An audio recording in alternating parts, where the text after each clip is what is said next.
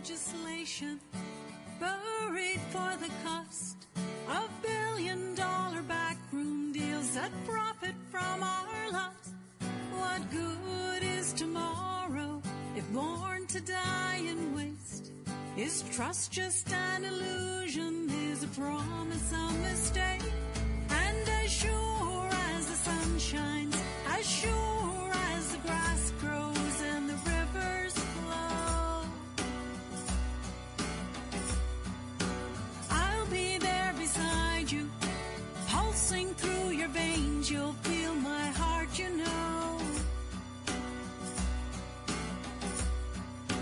Time has come to recognize deceptions of the past, seek truth and stand together at last.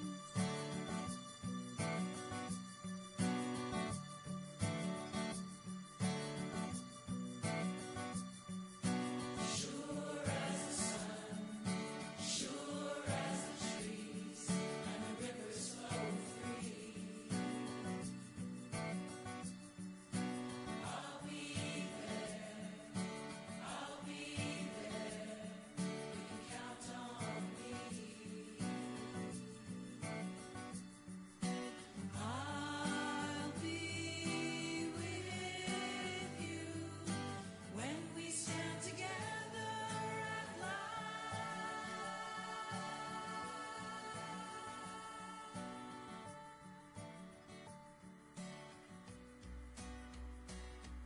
As sure as the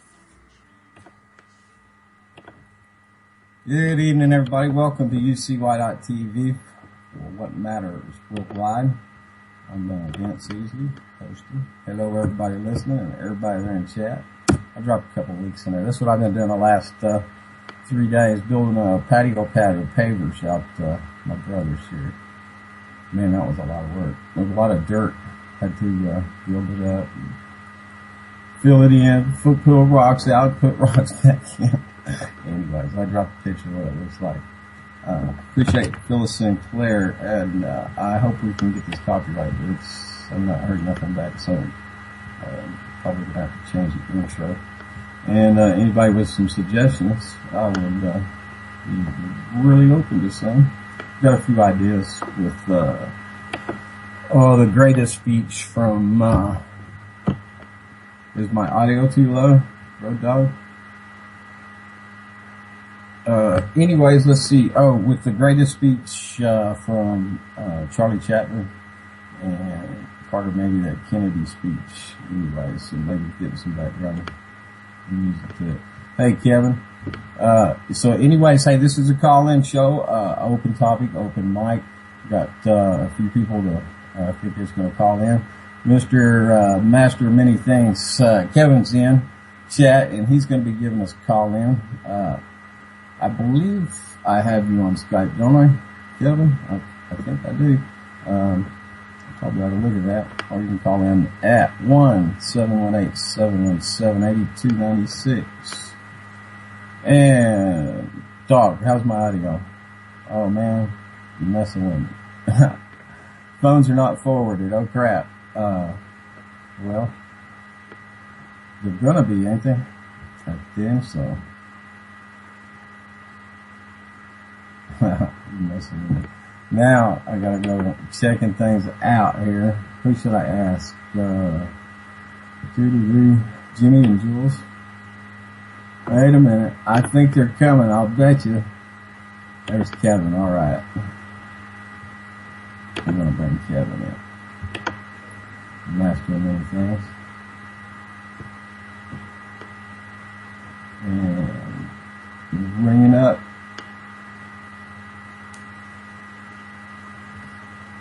So how's everybody doing this evening? I'm glad I'm gone from the cold. It's kind of cool here in Vegas. Hey, Kevin. Hey, Vince. Thanks for giving me that heads up on Facebook. You know, it's kind of funny because I've been on rest break. I really needed it. I hit burnout and doing some adjusting with the Voice of Humanity show. But, you know, the talk radio, I just love it. And so for days I've been itching, and I was up this morning with some free time, and I almost jumped on with Jules just because of that itch. And I said, no, I'm not going to hijack anybody's show. So thanks for the invite. Especially with all this mayhem that we saw today on Facebook, maybe you saw some of it with all the accounts taken out. And that's kind of raised this big old war. So I think that's something that probably is relevant for today and matters, because I see all these groups are now fighting each other, thinking that the other one reported them and got all these profiles taken out, and that doesn't seem to be the case. There's notes of over 13,000 accounts at least missing from the Million Mask March pages. And it seems that Facebook did something like this back at the end of 2012, September. So, that's something people need to consider, that this is a Facebook issue, something they're doing, and it's not, clown sec against Anonymous. It's just ridiculous. Nobody's going to mass flag tens of thousands of accounts overnight and get them gone. So, hopefully people will think about that a little bit. Sorry about that. I was over sending some messages to see if we got phone lines coming forwarded. So this, how about this Facebook movie? Is this, you think, an intrusion upon people's property? But I think Facebook owns everything you put up there, if you look at it. Yeah, it's another one of those bandwagon things like the Facebook games that just disgust me. I don't know, it's not my thing, and I haven't heard much bad about it. But, those type of things I stay away from, because the chance of getting your account hacked or taking in a virus or something else is just, it's a crapshoot. So I don't even take part in that stuff. Yeah. I guess they just took people's out of their profiles and everything, just made up some movies. They're kind of nice to look at, highlights and stuff. But a few people have been questioning about if that's intrusive or not. Right. Well, yeah, I think it's one of those things that people just see their friends do it and they think, oh, it's neat, but what is really the full effect and the goal of it? I don't know. It's just it's one of those things. I don't trust much on Facebook, and people kind of ask me, well, why are you there?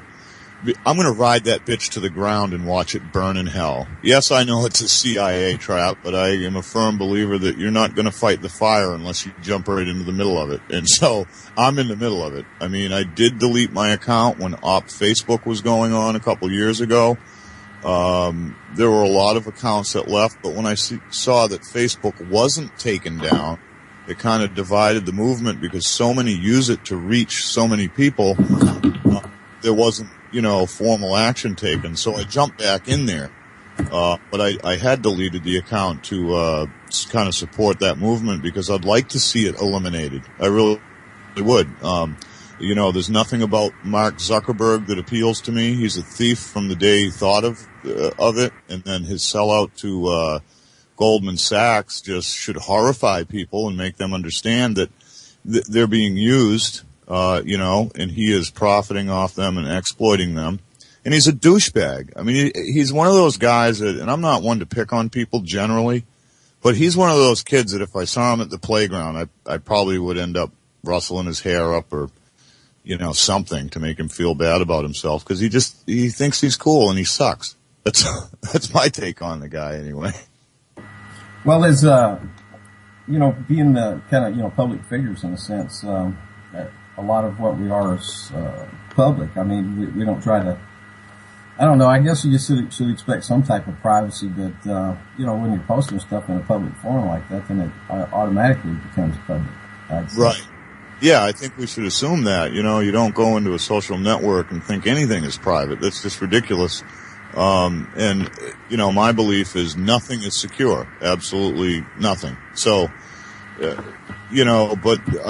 what I didn't like about the whole Facebook thing was, we know that all these sock accounts, exist, and we know that they're easy to make, and there's no proof that Facebook themselves aren't making fake accounts. And I really think that they did to, overinflate the value of their marketing, because that is paid by the potential of people that you're going to reach. And if 1/3 of those people aren't fake, then you paid 30% more than you should have for your advertising. That was the first thing. And I think the whole ramping up, of how many people are using Facebook was bullshit to lift the stock price before they sold everybody out. And now they want to go and take away all the fake accounts. But for all this time, they've been making money off fake accounts. So, they've got some double standards going on over there. And actually this, kind of culling, I'm calling it, did spark, some activity, with a group that's rising up that I see has a lot of potential. Give a big shout out to the derps in the audience, DerpSec. Some of them were unhappy with what's going on, and I believe that we'll see some action taken. There was just a general bit of a dox released on Mark Zuckerberg today because of this, which is pretty general information you could get if you did the research, but it's nice to have it all in one place, and more information will be coming out that in the near future. So, I think that whatever they did last night, for whatever their reason is, I think they're going to pay dearly for it in the long run. And some indications show that this might be stemming from the British operation that just happened to take out anonymous activists. So people are trying to sort out, but there's a lot of dots to connect, and a lot of it doesn't make any sense, especially with all the infighting amongst the different groups. It's caused all this mayhem. So we'll see. But I think things are going to hurt Facebook more than they help by doing that. Yeah, they've spent quite some time, but they really throttled back, get a page built up with a few hundred likes on it, and then, you've got very few people that are seeing it. So Facebook ain't what it used to be. Of course, I think originally it started for, connecting with friends and stuff like that, and it grew beyond what they intended, and so they've tried to put a chokehold on all of that. So as far as information getting out to people, it's not really happening. Anyways, speaking of which, there's different types of communicating, and I think speaking and being heard and then listening, and as opposed to hearing, is two different things. So yeah, communication's important, and I'm not a great communicator, as many probably know. But here's a little. I posted up a picture about a quote from the site. It says, "How often do you feel like you're not being heard? You're saying things, but the other person is only hearing your own thoughts. It's almost like you're having two completely different conversations." So I think that is, and for me, I know that's how I mainly communicate, waiting to speak. And really, I think we miss a lot by not really listening. Yeah, well, the whole text thing, we can't communicate with text fully, Right. So we lose a lot right off the get-go, and I've seen it cause a lot of fights where you might be joking with somebody who's had a bad day, but they can't tell you're joking from the text, so they retaliate, and it just escalates, and the whole thing, if you were in person, would have never happened. I got to call some people out in the chat room, though, Vince, real quick. Yeah. Great. Yeah, Mr. Bond and Board. What do you mean you don't know about Twitter? Anybody that's in the chat room, you've got to get on Twitter. It is so powerful. I don't care what you know about Facebook. Get on Twitter if you want to reach more people. And I don't think you guys at the network are aware, but just after I did stop the radio shows for a while, I put out a 4-video tutorial that was up for sale, and I did sell some. But my goal is not to really make money. It is. I mean, I need to live. But anyway, the program is free now. And in less than 2 hours, it'll take you from absolutely no Twitter at all to getting to the point in a very short time where I am. And for example, during one of the last Twitter storms, with just 3 tweets, I reached almost 1.5 million accounts. So that anybody that's out there laughing about Twitter, you have no idea what you're missing out on as far as furthering whatever you do. Now, I don't sit there and watch what everybody's posting. I use it as a tool, but I will throw a link into the chat room. Guys, Tweet like a boss. Tweet like a boss. Yes, Yeah. absolutely. That is free. And there's a bunch of little short videos that are already out and will come. There's also a Twitter account to help promote anybody that's following the program, and a Facebook account. It really will help anybody who wants to do more without putting a lot of time into it. So it'll really help. I hope people will use that. And again, it's free now. So I sold it for about a month. And I don't know, I think I sold like 8 copies, which for me was a big deal because I never self-produced anything before. But that really isn't my goal. I want to see activists doing more. I want people just like me, a guy with paint on his shirt, being able to go to his PC and reach people that he couldn't reach before. And with Twitter, you can do that. You really can, much more so than any other network. Yeah, I think most people we deal with when we're speaking about things in this movement that we're in, you know, whatever you want to call it, truth or what have you. But what do we call it? Yeah, right. Because there's so many ideas from so many different directions, you know, and there's no agreement on what it is. So I think the bottom line is, of course, is life and liberty, and being able to retain all that you have and all that you are without being infringed upon.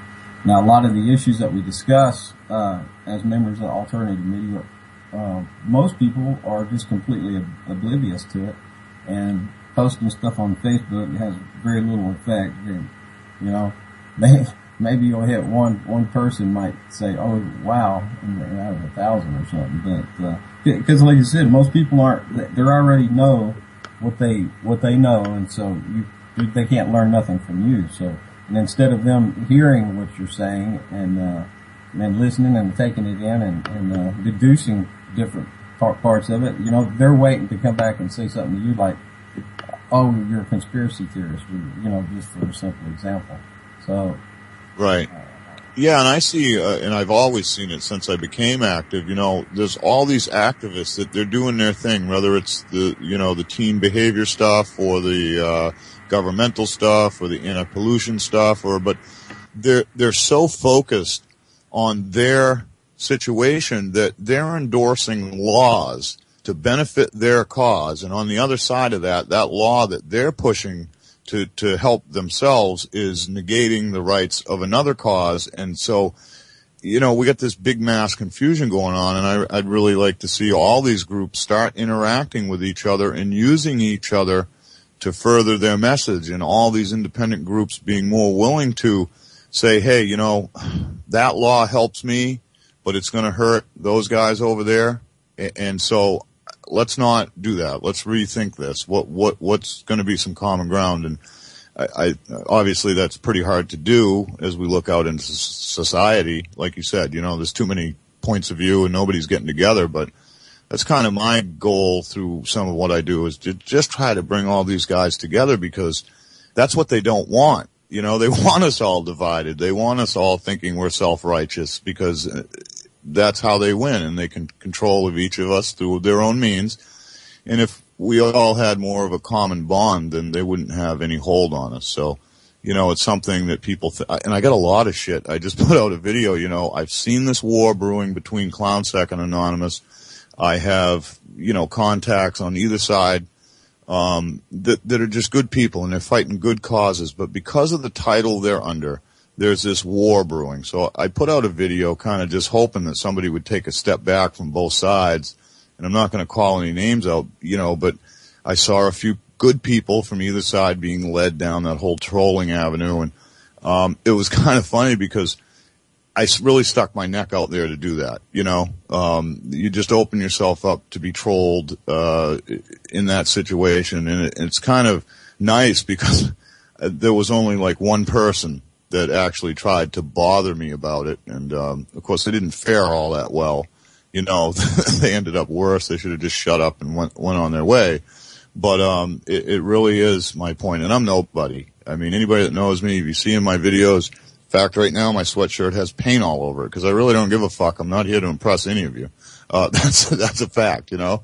It's too far gone to really care about anybody's feelings anymore, because we got a planet to save. And if everybody went with that attitude, not the F you attitude, but the attitude that we don't have time for this childish little stupid shit, that we really have a planet to save. I mean, there's not one place you can go and drink clean water and not worry about it. You know, there's no clean air. There's nothing that's natural or anything anymore. So until we get it together and stop all the foolishness, you know, we're just going to keep fighting amongst ourselves, and the whole thing's going to collapse.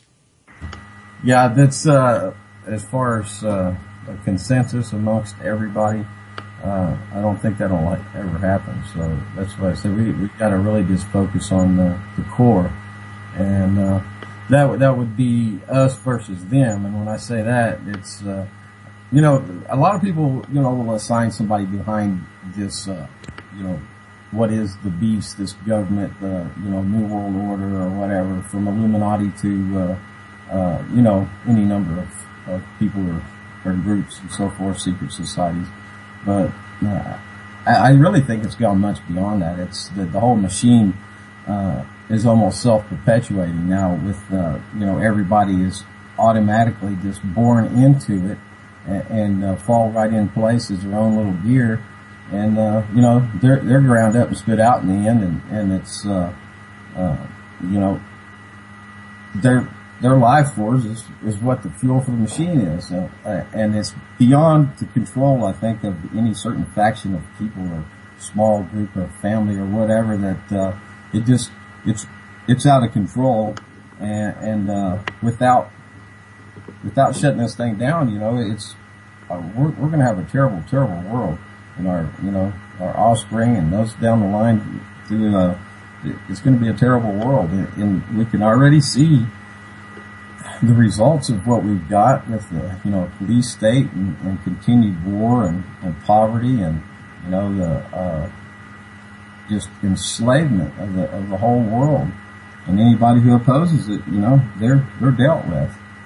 Somebody. Yeah. It is a real, really, I agree, and I almost, not to be negative, but I really think it's too far gone that nothing is gonna change until the earth itself makes it change. And that means a lot of people are gonna die, a lot of things are gonna change, everything is going to be taken away, and only those that really have the pureness in their heart, are gonna remain. And I think there'll be small pockets of people, and I think this has happened before quote unquote recorded history. And, I honestly don't think, we can wake enough people to change it. Especially when I see like the Kelly Thomas situation, and this still pisses me off, and some will think it's an old story, but this man was beaten down and murdered by police on video. We watched for 15 minutes while they tormented him and provoked him. A homeless schizophrenic man that they knew was harmless, and this is even questionable, whether he was even jiggling door handles of cars to get some change. And no, I don't endorse that, but do we really need to beat somebody to fuck until they die because they might have stolen change out of somebody's car? Come on, feed the man and he won't be out there stealing, is my opinion. But the jury let these men go. It's on video, 6 of them total, 2 that really initiated it and did the worst damage, but 2 were charged, all and let go. We can't have that. And I only became aware of this story several weeks ago. When I saw it, I was immediately enraged, and I immediately got active. Like I am, headstrong and just 100% go at them, and I can't have this. And I got flack for that even. People are saying, well, where were you a year ago when it happened? Blame your media. I'm out there every day looking for this kind of stuff, and I didn't know about it until after the fucking police were acquitted, and that pissed me off. And I want the jurors doxxed. I want to know who they are. I want to know what their ties to the community are. I want to know if they were paid off. I want to know if they were threatened. I want to know where they live, and I want people showing up in front of their house saying, you did not uphold justice. Shame. I want them shamed. I want them publicly shamed. I want them exposed. And everybody said, well, settle down. The FBI is handling it. And I just about puked. Excuse me? You put any trust at all into the FBI? They're going to take the case. That'll make it all private so nobody can see any of the facts. And they're going to say, we fully reviewed this and the jurors did nothing wrong. I'm saying it now because that's exactly what will happen. And if it happens other than that, then maybe we will get some justice. But this guy, I don't know if anybody saw the pictures of Kelly Thomas. His face is just mangled. The man laid in a coma for 5 days before he died. Had blood splatter all over the ground. And he wasn't violent in any way. Matter of fact, I'm going to go get the video and put that into the chat room. I want everybody to see that. And then when you see these trolls online that are mad at me because I want the jurors doxxed, people think that the jurors did their job. You can't convince me of that. Not when we have videotape of police brutally beating a man to death. He's guilty. You know, they're absolutely guilty. There's open and shut. I don't even know why this went in front of a jury. Cops like that should be put in front of a firing squad as far as I'm concerned, or at least in prison for the rest of their life. We shouldn't need a jury if there's video footage, I don't think. But yeah, that was, I guess over the last 2 weeks, that's the biggest piss me off that I've come across is the Kelly Thomas story. So if anybody is on Twitter or even on Facebook, just look for the hashtag Justice for Kelly Thomas, look for that stuff and get involved with that, so that, you know, we can find out what these jurors were doing and send a clear message that if you're going to be on the jury, you're going to rule with justice, and if you're going to be a cop, you're going to watch yourself, because we're watching you. I still have you, Kevin? What's that?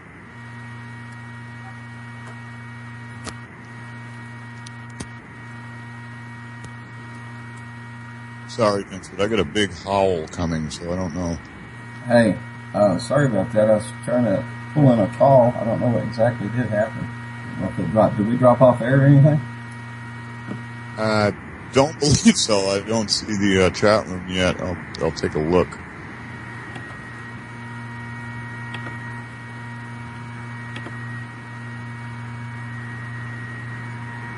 Did we lose air? Let me try to call back in. I was going to, the lines appear to be forwarded, and I'm going to try that again. We have Kevin. Yeah, Kevin's still here. Yeah, I'm still here, and I see the station account is here. And I don't see the chat room saying that we're not talking, so I think we're good. Okay. I'm going to, hey, carry on. Let me, give me just a couple of minutes to get myself set here, will you, Kev? Yeah, absolutely.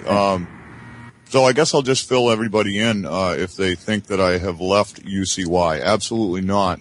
I am reorganizing the Voice of Humanity, which is, kind of my give back to those that don't have a voice. That show has left the network, and it will air from my website. And the reason for that is I need to be more aggressive with the show, and that could bring on liability suits. And I don't want to bring that on this network. Jules and everybody here has worked way too hard.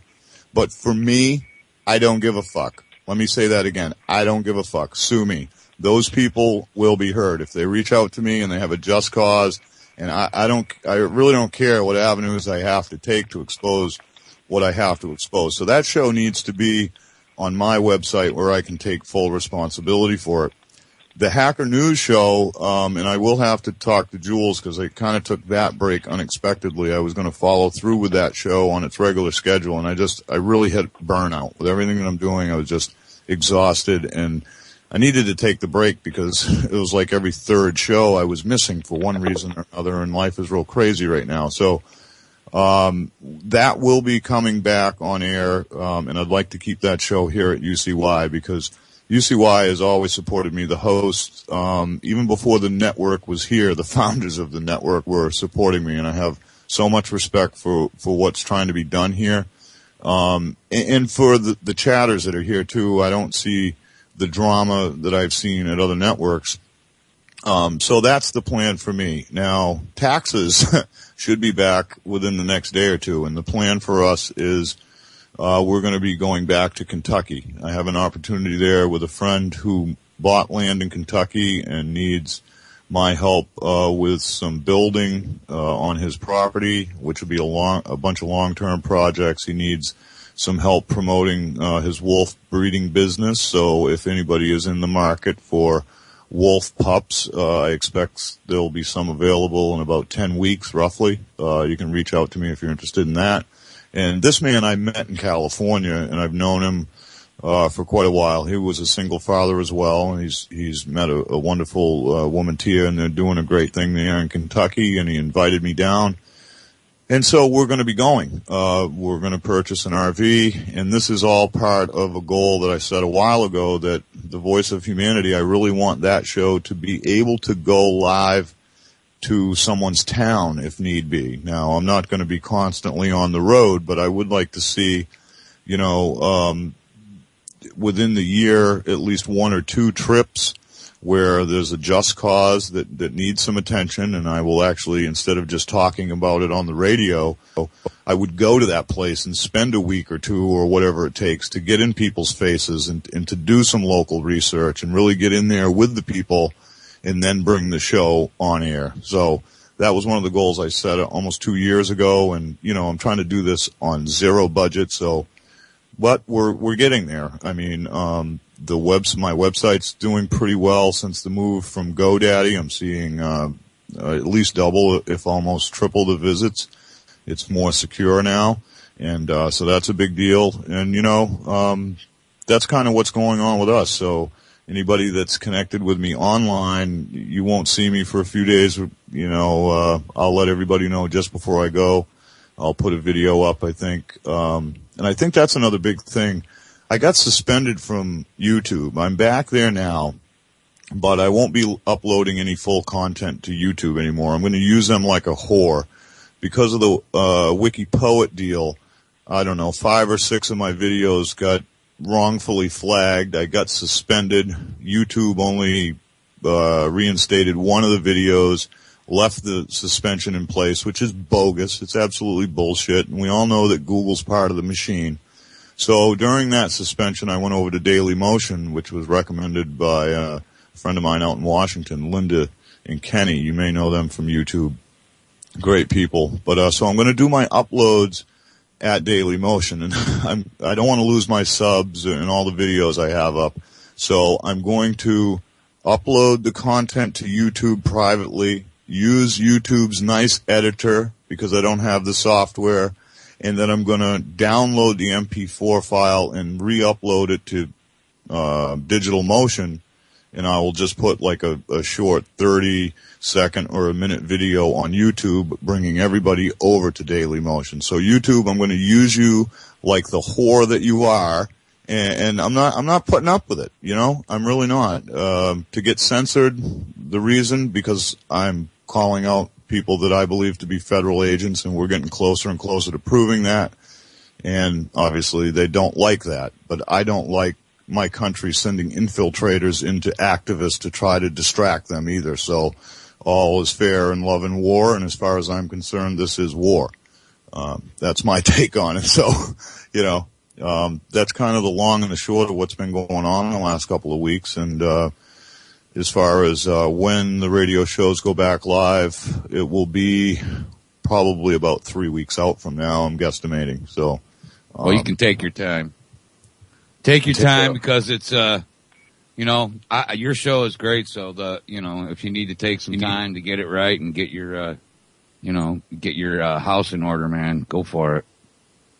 Yeah, well, I appreciate that. I'm just getting itchy though, you guys. I was going to jump on and hijack Jules' show this morning, but I know, Kevin, you'll notice, like, I do 2 shows a month, and then for some reason I'm gone, and then UCY sucks me back, by the way. I'm Jim, JJ, people call me. Hey, James, how you doing, brother? I'm doing very well. Listen, sorry about all that noise. My computer sounds like a rocket ship, I guess. So, hey, I'm on the phone, and I'm going to move away from the computer and go out here and catch a cigarette. And, hey, Kevin, thanks for coming on and the update. Big supporter of yours, and so many people here at UCLI are also. And glad you could come in and come on. Kevin, what really gets me about Kelly Thomas is the third cop that the grand jury decided not to even charge. He's the one that laid the elbow right into the nose that actually probably, according to his father, Ron, that's probably the blow that killed him, that caused him to drown in his own blood. Yeah, and he didn't even get charged at all. I mean, really, all 6 of them should have been charged, even if they, were just standing there and really not doing anything because they had a job to defend Kelly if their partners were out of line. Man, how could you just stand there, even if you were a cop and those were your brothers? How could you stand there and listen to a man scream for mercy, beg for his father, scream, "I'm sorry, Daddy"? steadily, you look at his face. They beat that guy to a pulp. I got beat by 5 Mexicans and they rolled me up in a sheet and my face didn't look that beaten. Yeah, I was horrified. I actually, quite honestly, didn't watch the whole video. I watched until about 16 minutes. That's about 2 or 3 minutes into the beating. I had tears in my eyes. I was ready to drive to those cops' house and show them, hey, come on, man. Let's dance, motherfucker. They don't. One-on-one, they won't. and then from there, I could only skip through it, and I still haven't because I can't see. That man was harmless. I don't have a problem with some wise guy getting his face busted open or people that want to engage in war and kill each other. I don't have a problem with somebody's body being blown apart in front of me.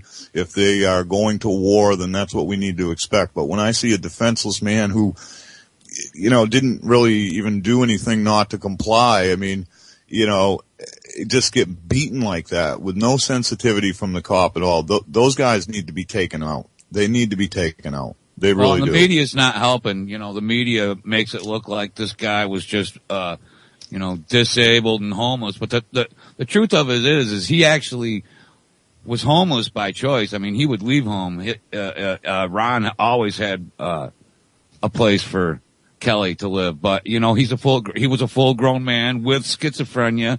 And things would happen, and he would leave home. It's very, very common. There was a guy not far from me here in Syracuse.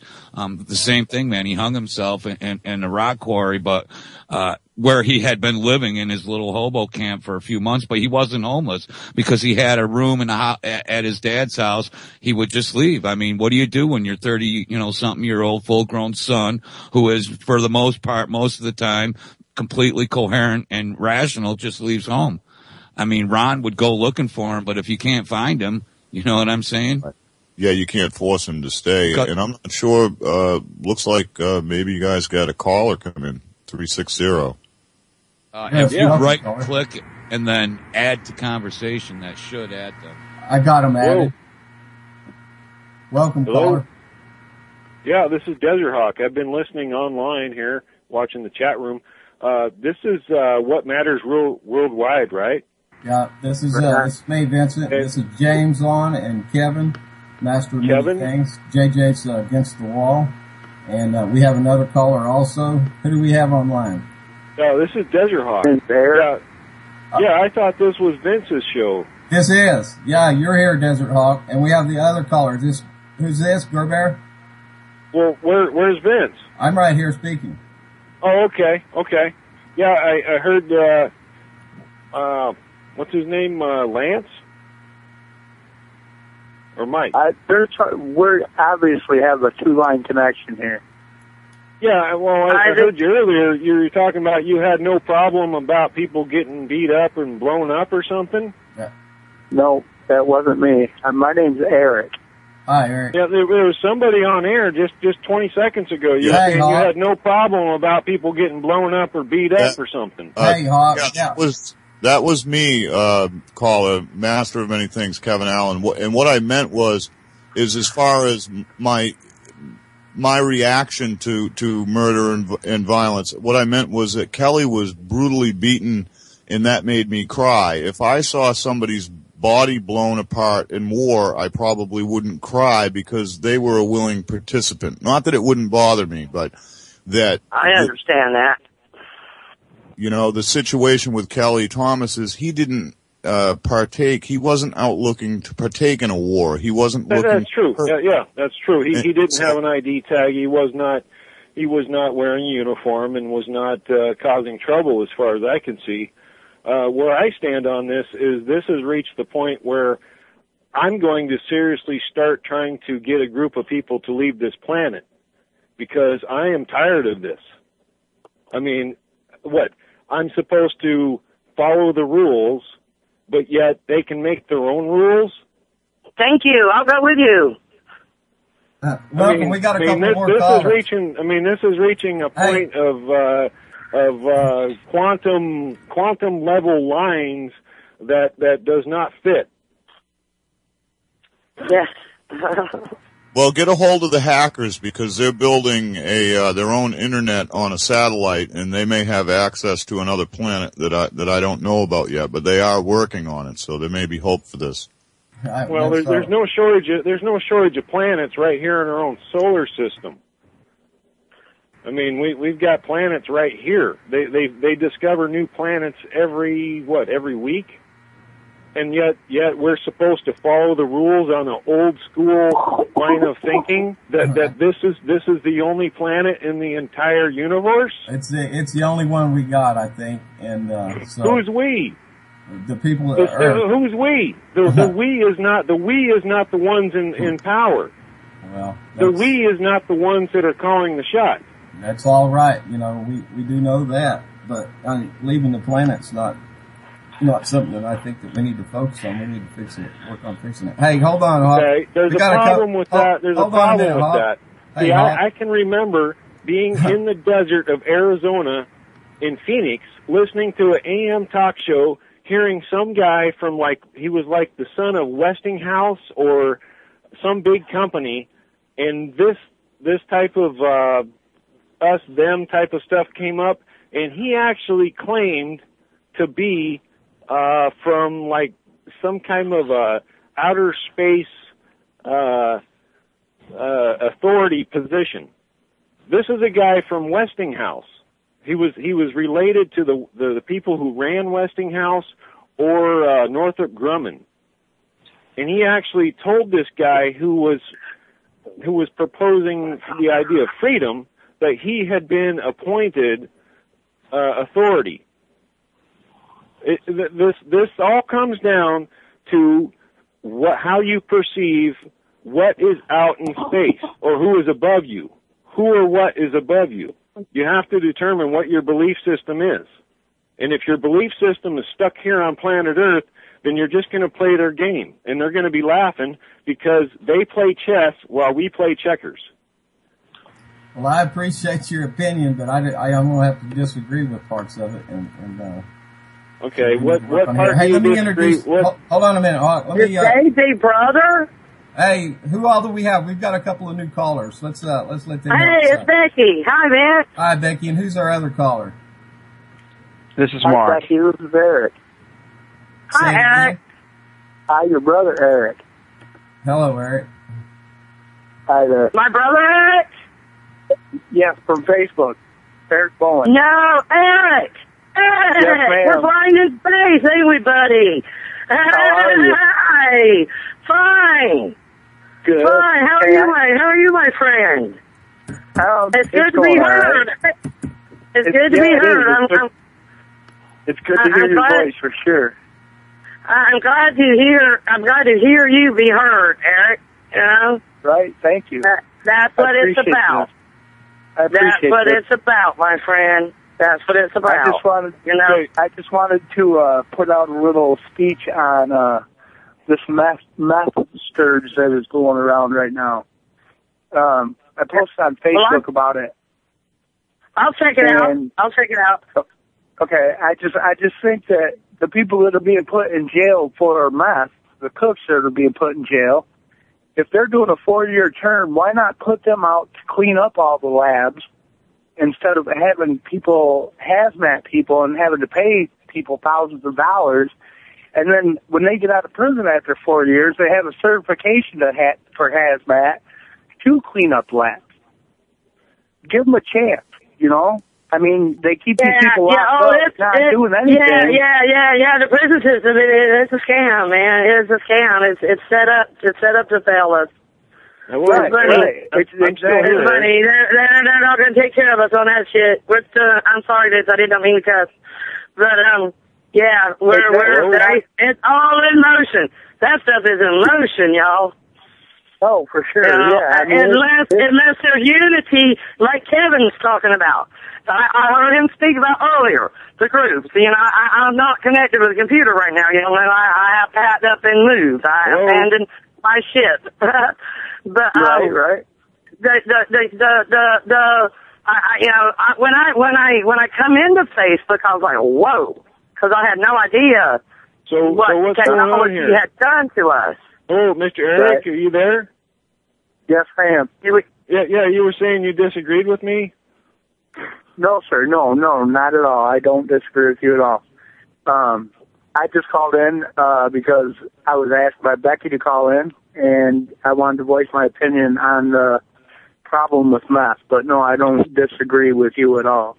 Yeah, all I'm saying is that we could increase our choices if we could leave this planet. I mean, the technology is obviously all around us. It's just not being used in ways that can increase our freedom. The technology is being used in reverse, so to speak. Yeah, we've got so much technology now. Why is everybody getting caught up in something like Duck Dynasty, in something like the Super Bowl, when we should be? We've got all these secrets out. You know, we got Tesla stuff out. You know what I'm saying? We can fly out with these other planets. Why are these masses doing this? It drives me crazy. I cannot watch that. I had to step away. I understand. I understand. Yeah, I just look back. I mean, I'm looking at this on a macro scale and a micro scale, and I'm just shaking my head. Oh, Kevin, when I heard you say, you know, you had to get that itch in, you know, I live in a part of the South that is really being suppressed. The media has got us screwed. You know, our governors have bought out. You know, I live in an area that, you know, my state's decriminalized, and they're still popping people in roadblocks, you know, and making them go to court and pulling time when it's actually a ticket, you know. I talked to a DA here, who's my friend's lawyer, got popped for a possession charge, and I'm like, you know, it's decriminalized. He was in North Carolina. Okay. And they don't even know it. They don't even know it. Yeah, possession for what? Just under an ounce of weed. So let me get this straight. Somebody gets in trouble because they have 1 ounce of weed that exists. As far as I know, marijuana has existed naturally for tens of thousands of years. Right. I do not believe in legalization. And then one person decides, or a consensus of persons decides that, well, this person is not allowed to have that. Oh, but it's okay. Let me get this straight. It's okay for us to go into Afghanistan with high-tech stuff, billions of dollars for the poppy. There's a bit of a contradiction. It's all a scam. We have been scammed. We are brainwashed. Well, we have been brainwashed. You see how? It's reached the scale. I will fight to the end of my death day for my constitutional right to have this in my body. I will fight. You know, the system. I've got my people on board finally. I go down without the cannabis in my system. I'm bad cancer. Oil saved it. I believed it all my life. My dad was an activist. Once forfeiture laws put in, legalization went out the door, man. Okay, now you mentioned the word law. Okay, the word law, I mean, law has to do with belief systems. It's only been... I don't believe in that. I do not believe in that. That was my dad's belief. Becky, that was my dad's belief. Becky, I'm trying to make a point. Okay, I'm listening. It's only I'm listening to you, Kevin.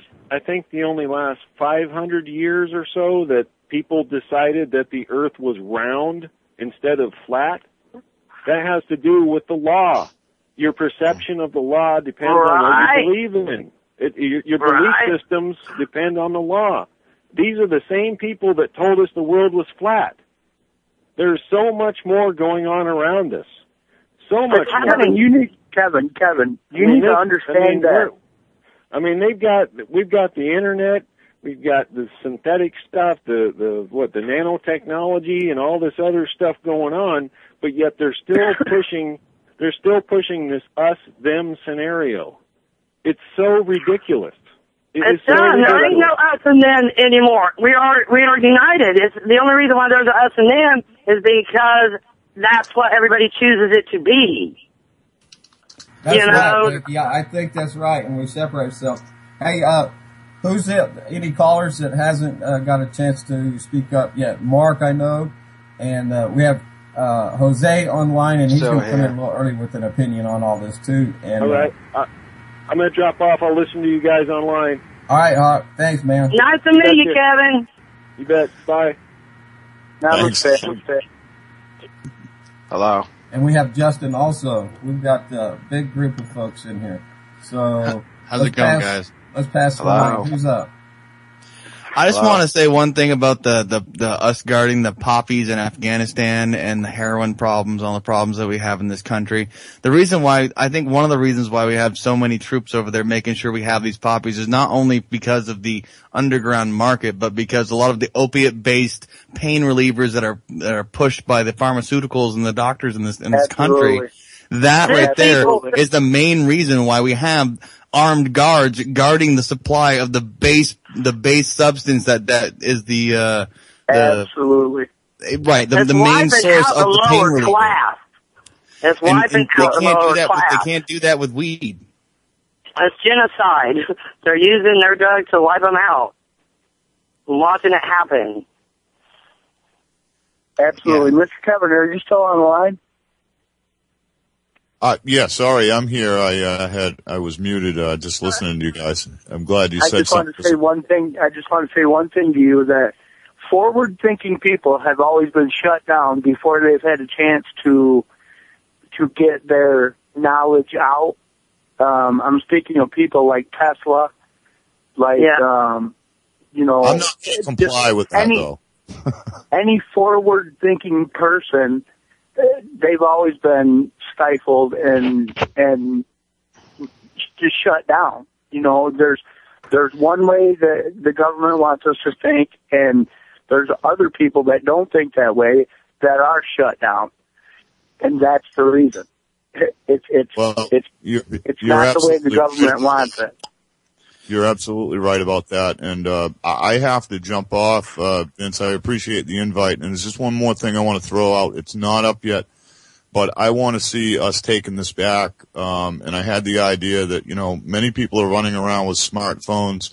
You can get a free Ustream account. I want more people ready to hold these cops accountable, or just to be there to get the, you know, if something blows up in front of you and you see anything fishy and you can go live immediately. I will be setting up a page on the website to embed all those Ustream accounts, and I'm going to have it set up so that you send me a text and I will send a message out to my network that, you know, X amount of information is going live now, and I want to get people more active and, you know, being citizen media. I think that's going to be a big part of how we can rectify some of this stuff. So, I got to share something that happened 5 miles from me, y'all. Hold 5 on miles just a second. from Thanks, me. Kevin. I appreciate you coming on. One more time, give out of course you're everywhere, but, your website. Yeah, you'll see it when it's up. And if anybody has an interest, of, you know, wanting to, get a hold of me, just, you can email me.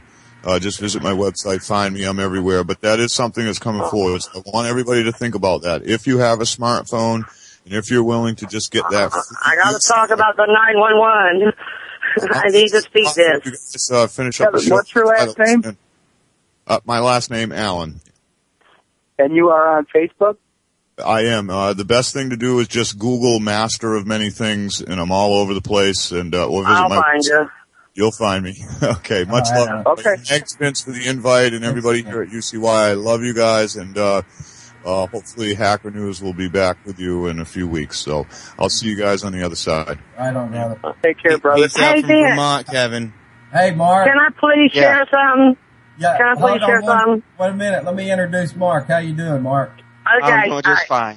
Okay. Hey, Mark's got a blog, and you do some sports radio. A lot of people, so a lot of people do like sports, and others don't. But you're doing what you enjoy, and I appreciate it. And welcome to UCY. How you doing, brother? I'm doing just fine. It's great to be here. Becky, come on and tell us what you want to say. Okay, a police state. You know, I keep telling people, do not call 911. It's dangerous. We just had another incident here. There's been about 3. It happened to me on a 911 call. They rounded me up. They conformed me. A boy, the 18-year-old schizophrenic boy, he had been in and out a couple times into a psych ward, group home, respite care. Parents called scared one night. 911 came in. Within 10 minutes, Vince, of them being in the house, cops said, we ain't got time for this crap. Tased him, shot and killed the boy right in front of him. Ain't that something? 5 miles from my house, okay? That's awful. Hey, Lisa, you still on? And all I say, I plead to anybody, do not call 911. It is scary today to let them in your house. Get a network at home. Find somebody that has your back. If something goes down, unless you got a serious heart attack or something, but some of that could be handled at home too. 911 is a police state where we're at. There was a boy where I come back, where I moved from my county. 1 mile from my house was tased and killed. Boy, I went to school with. I woke up with this. Mental health patient. They shut down all the facilities now. They got them in group homes, and they're court ordered to take medications. And when they don't get their medications right, they kill them.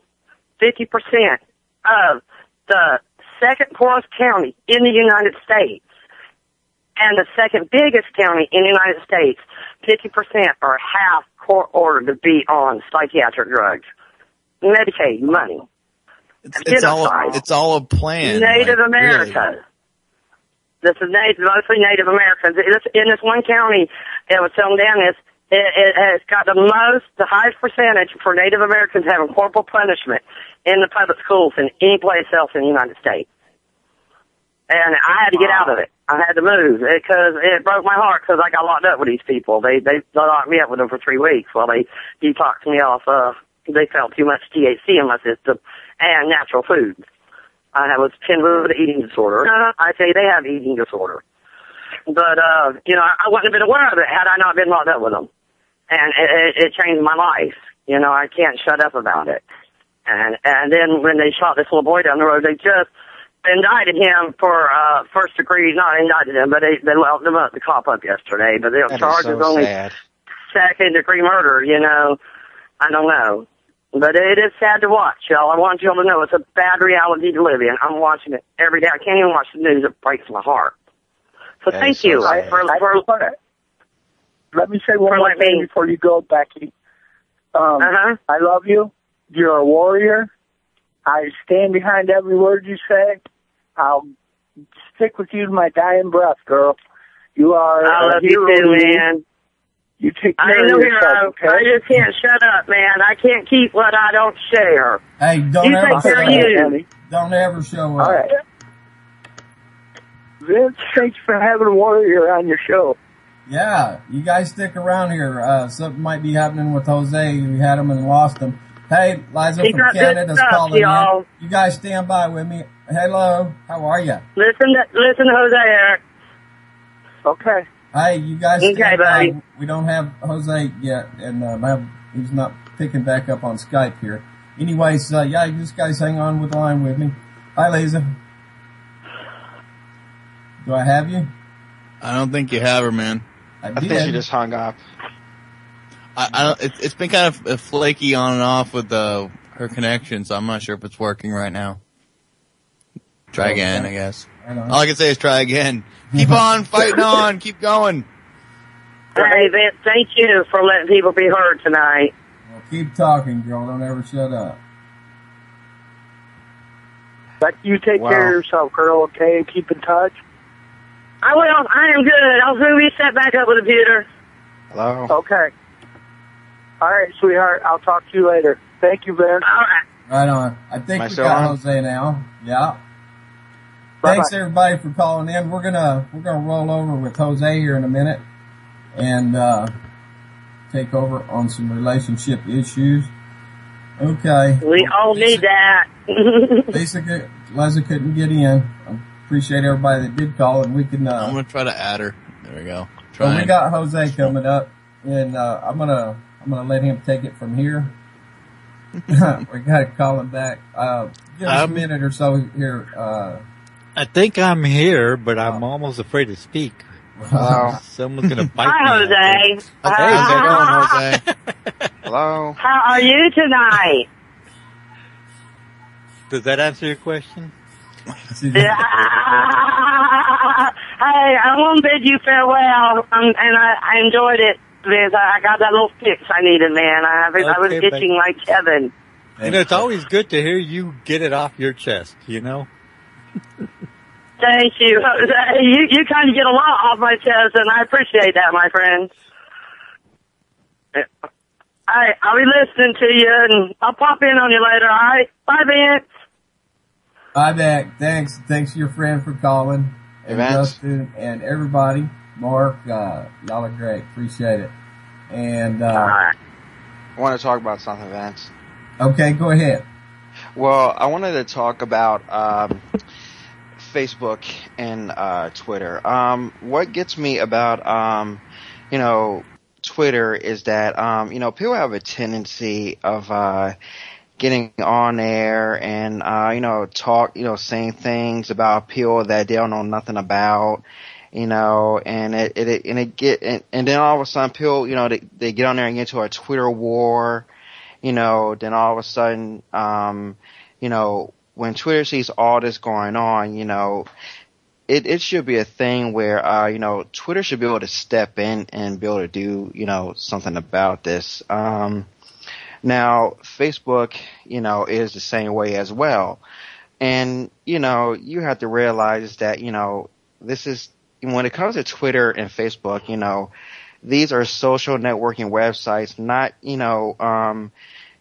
websites shouldn't be known for people to get on there and attack one another, I mean, it's there to, for people to have fun, chat with one another, talk about certain things and, what's going on in the world, that type of thing. Well, I disagree. I believe in free speech, and a person has the right to, not listen to anybody, and, but a person also has a right to be heard. Hey, I'm gonna thank everybody for calling in, and, Jose is gonna talk, on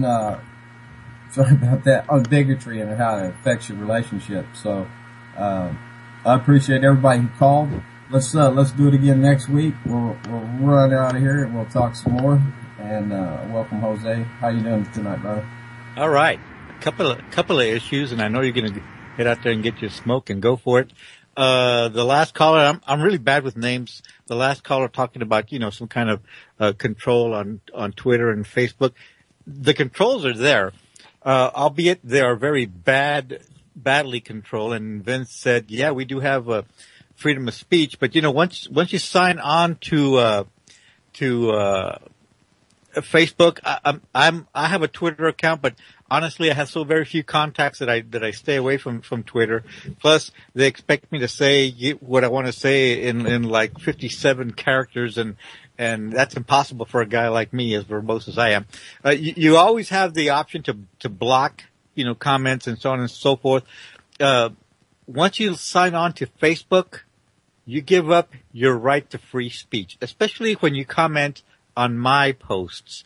If I post somewhere that hey, it's cold in South Texas, and somebody comes on and says, my dog pooped on the carpet, that's just an inappropriate, not because the dog pooped on the carpet, but because it has nothing to do with the topic of my post. So if I feel that I have to, I delete those comments, especially when I'm inviting intellectual commentary and debate, and I get people who are name calling and using ad hominem instead of, their intelligence.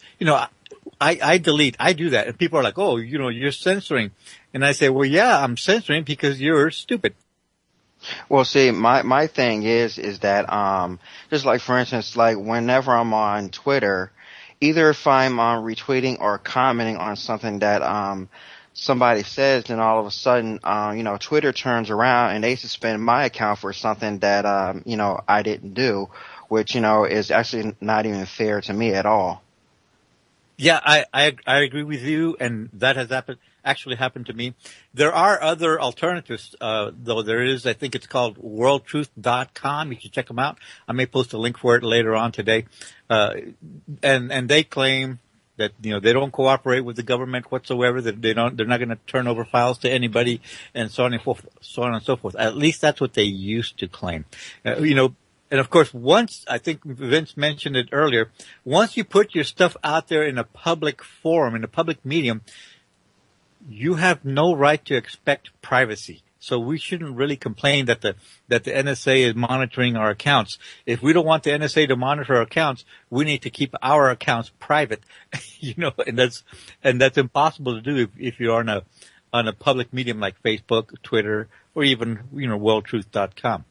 Yeah, I mean, exactly. But see, the thing that I just found out, because I found this out in an email that, Twitter had sent me, is that, they use some kind of a spam system, which sounds a bit silly to me. But, but if anybody didn't post any spam on Twitter, then Twitter shouldn't be going after people that didn't post any spam.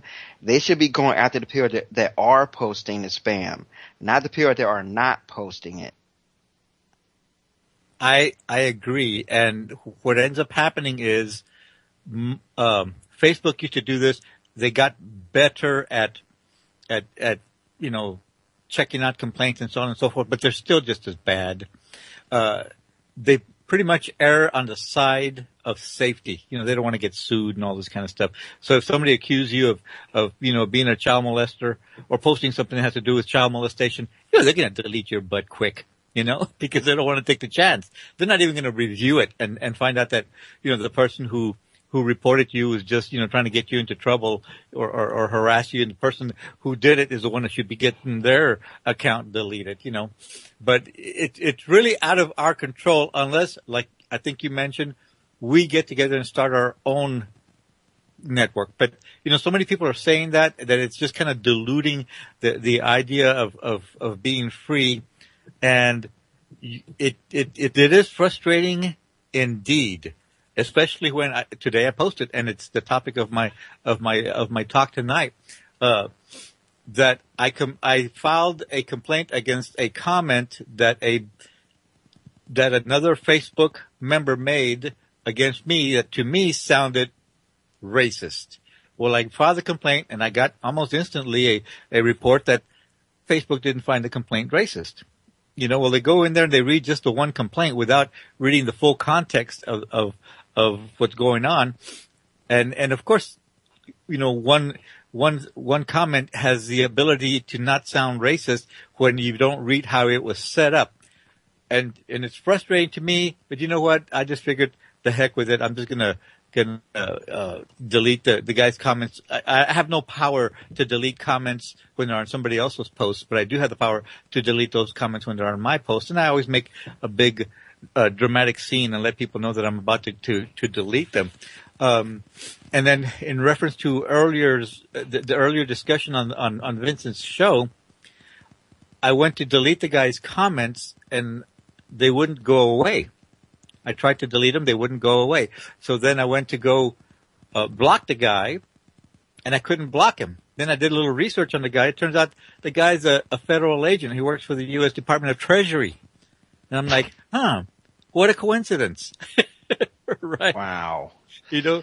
That this guy is kind of causing trouble for me. And if you'll stay on, I'm about to kind of bump you because I'm going to explain a little bit of, I am not a paranoid guy, okay?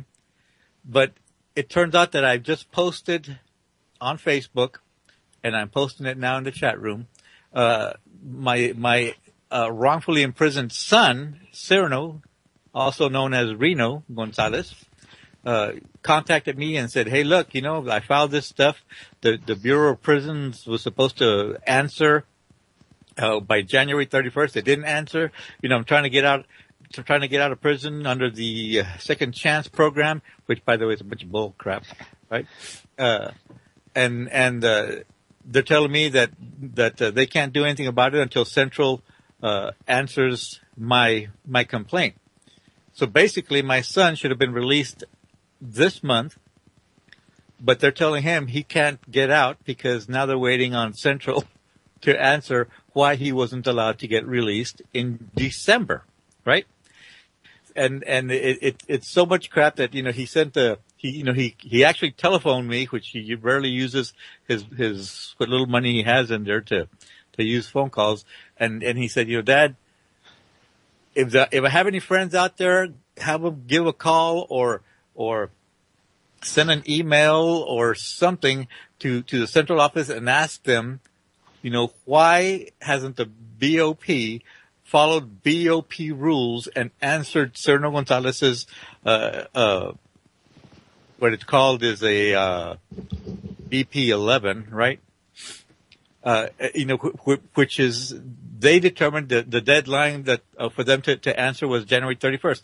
Anyway, so I did so. I posted it, yesterday, I believe it was, and all of a sudden this agent from the Department of the Treasury is kind of trolling me, and it wasn't just on a friend's it's where it started on a friend posted something, and I went in there and made a comment, and this guy started trolling me, and then he started going into my post and my notes and so on and so forth. Like I said before, I told him, hey, I'm gonna remove your comments, man. I don't have any control over what you say to me, and other people's posts, but I do have control over my posts. So nani, basically, here you go. I'm gonna delete you. Click delete, and he wouldn't go away. Jeez. Yeah. But I mean, this is on Facebook, right? So. Yeah. I mean, see, let this be a valuable lesson, folks. For those of you who are on Facebook and whoever is on Twitter, I mean, like the old saying goes, if you don't have nothing nice to say, don't say it at all. Because, when it comes to these types of websites, whatever comments you put out there, it can lead you to a whole lot of trouble. And, the other person on the other end may not take it lightly. So, you always want to be very, very careful to what you say to people on the internet. For real. And now I'm going to completely bump you because there are some people out there who are actually waiting to hear me talk about what am I supposed to talk about tonight? Bigotry. Hey, Mark, thanks for calling in, bro. I'll catch up with you on Facebook, and I'm going to listen into your show later on. You was up at the Raceway. I think that was your first show, wasn't it? Yeah. Right on, dude. Yeah, I turned it on at the beginning, and I come back over here to UCY for just in time with Justin and his guest James. So, hey, bro, appreciate it, and we'll talk at you more later. Hey, Jose. Okay, that was Mark Hill. He's got a good radio voice, and I know he already left, and he's probably not listening. But I like the way he presents his statement. He's got a good, intelligent way of stating it. Hope we have a chance to talk with Mark more often. But for tonight's show, now I did promise that I was going to update everybody on Serno's situation, and it is just so ridiculous. I'm going to go a little bit more into it now, so that you guys can kind of, I hope you can appreciate the redundancy. And I know a lot of you are going to say, yeah, well, that's what you get whenever you're dealing with the government. But, Serno, my son, was involved with the Elaine and Ed Brown case against the IRS, in which the, Browns, questioned the jurisdiction of the U.S. court in New Hampshire, and the court said, well, we're going to, try you anyway.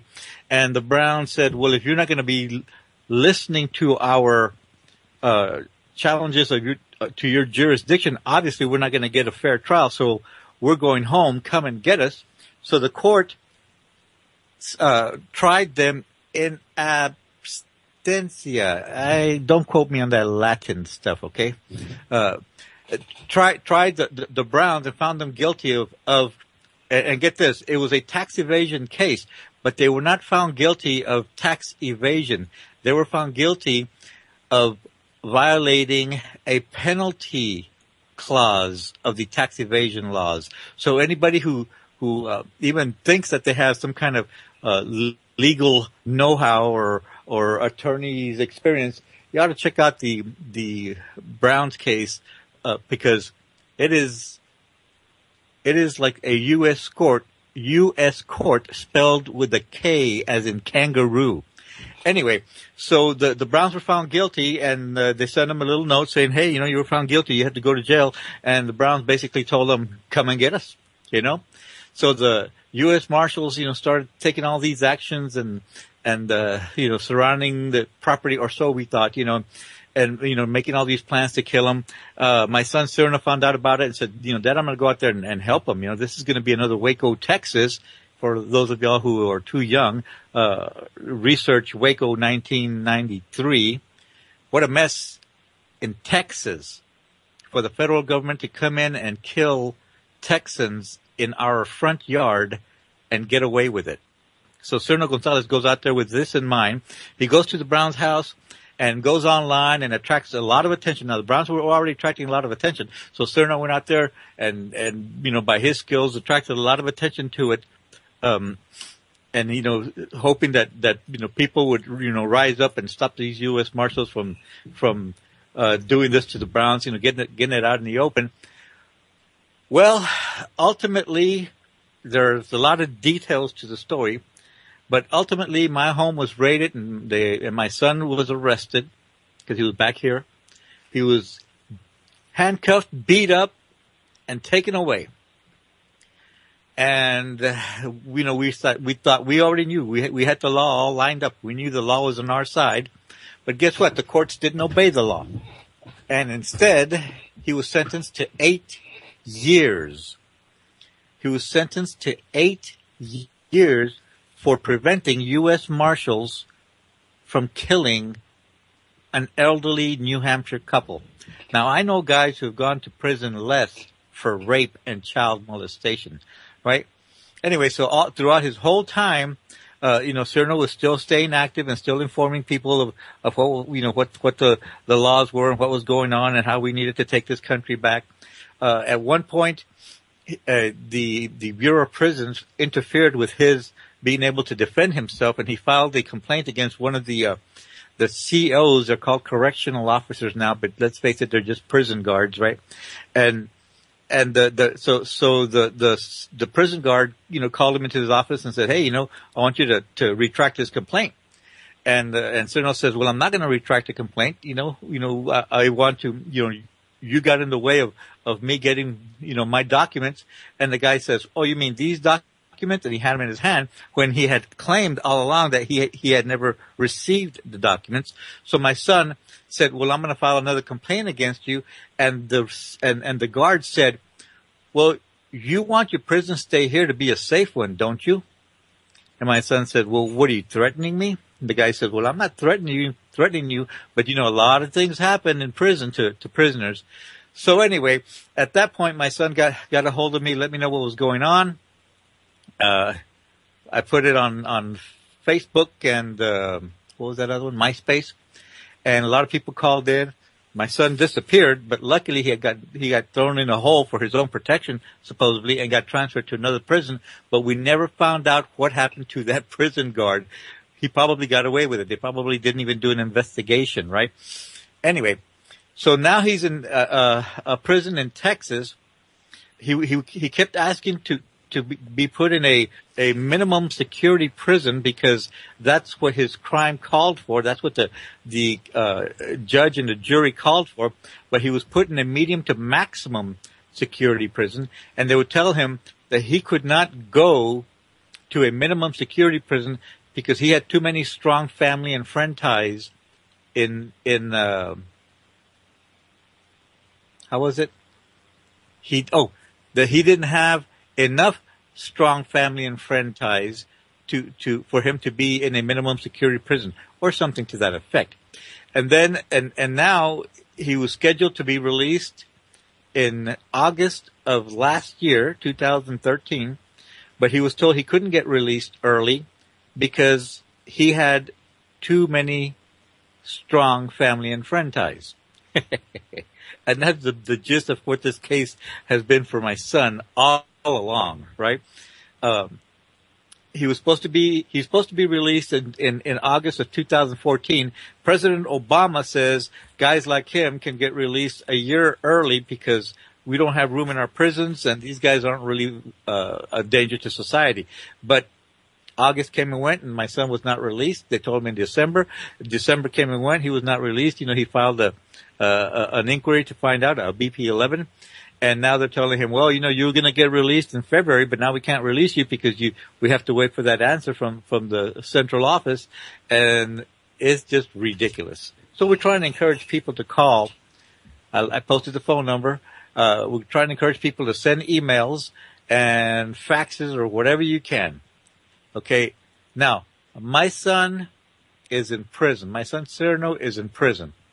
And the American prison system now has more prisoners than any other prison in the world. I think somebody will have to back me up on this one, but I think I'm qualified in saying that the American prison system has more prisoners in it than the next 10 industrialized countries' prison systems put together. And somebody can back me up on, do some research on that. I may have the numbers wrong, but I'm pretty sure it's pretty up there. We do have a for-profit prison system. And by the way, the for-profit prison system existed long before privatization of prisons. Now, the reason we have prisons, of course, is because we have this crazy system in which we believe that bad behavior needs to be punished. Now, that is sort of the topic of my show tonight. Now, the problem with the knowledge in my head when I'm trying to get it to people out there, as far as couples are concerned, or relationships are concerned, families are concerned, or any kind of relationship, is that you have to listen to me in a circular manner, because if you think my message is linear, you're going to bump your head against the wall. And for people who listen to one or two shows but fail to listen to 2 or 3 shows there in between, you're letting information fall through your fingers, and what you have left makes very little sense. Okay? Tonight's topic is bigotry, and what was it? Bigotry and how it affects your relationship. And I promise you that you will be surprised. Now, I think it was Merriam-Webster that I looked up this time to get the definition of a bigot. And a bigot is a person who strongly and unfairly dislikes other people, ideas, etc. A bigoted person, especially a person who hates or refuses to accept the members of a particular group, such as racial group or religious group, so on and so forth. Now, what does it mean, quote, refuses to accept the members of a particular group, unquote? What does that mean? What are the members of a particular group? I think we can all agree that it means that someone, or the bigot, refuses to accept members of a particular group as equal to him or herself. Now, for the sake of simplicity, for the rest of this show, I'm going to refer to the bigot as a he, not because all men are bigots, or not because all bigots are men, but because it's easier on me. And I already spoke a lot, and I had to entertain the topics of the previous show because it was too juicy to let go. But anyway, like I said, I think we can agree that when somebody refuses to accept members of a particular group, it means they refuse to accept members of a particular group as equal to themselves or to him. Okay, this is where this affects our relationships, right? Men can be bigots if they are refusing to accept women as equal. We can say, I know we use the word sexist, but sexist is kind of one of those giggly words, right? But when you call somebody a bigot, woo, wait a minute. Most people don't want to be bigots, whereas they're willing to be sexists but they're not willing to be called bigots. But it's the same thing. I remember one time I was talking to a guy about his plans to get married, right? We were discussing it. He said he wanted a woman to wash his clothes, cook for him, iron, clean his house, etc. And, we were talking, and I asked him, well, are you going to cook for her? Are you going to clean house for her too? Are you going to wash her clothes, etc.? And his response was, no way. I'm not going to be somebody's wife. And literally, that's how he said it. I'm not going to be somebody's wife. Why would he, or any man for that matter, consider being a wife as offensive? The reason men consider being a wife is as an offensive status is because we think, or men that think this way, think that women are not equal to men. Women are lesser to men. This is why we're willing to have a wife, but not willing to be a wife. Right?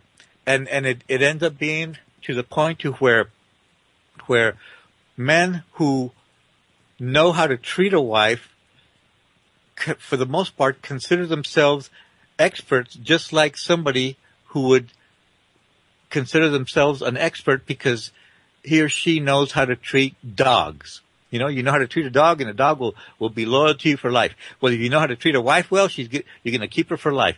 And it's ridiculous because all you really have to do to keep somebody with you, another human being that is to treat them as equal. Now, of course, men and women are sexually different, and socially, men and women are raised different, but we are still equal. After all, can one exist without the other? If one cannot exist without the other, then why does one think it is better than the other? And if you ask me, if we have to choose between which is the most important sex between men and women, I would vote women, because women are the ones that have the babies. And I know you guys are out there going to say, oh yeah, but women need men to have the babies. Hello. We have found out otherwise. Surgically speaking, we can remove the egg from one woman and impregnate the egg of another woman, and that woman will give birth to, guess what? Another woman. We don't need to be around, guys, so we really need to throw off the shackles of how we have been thinking wrong for what seems like an eternity. It hasn't been forever, but it has been for a while. Now, I'm gonna post a link here to I'm gonna post a link in the chat room. I've already posted this in the on Facebook and so on and so forth several times, and I've gotten into a lot of arguments. Here's a link to an article written by Dr. James W. Prescott.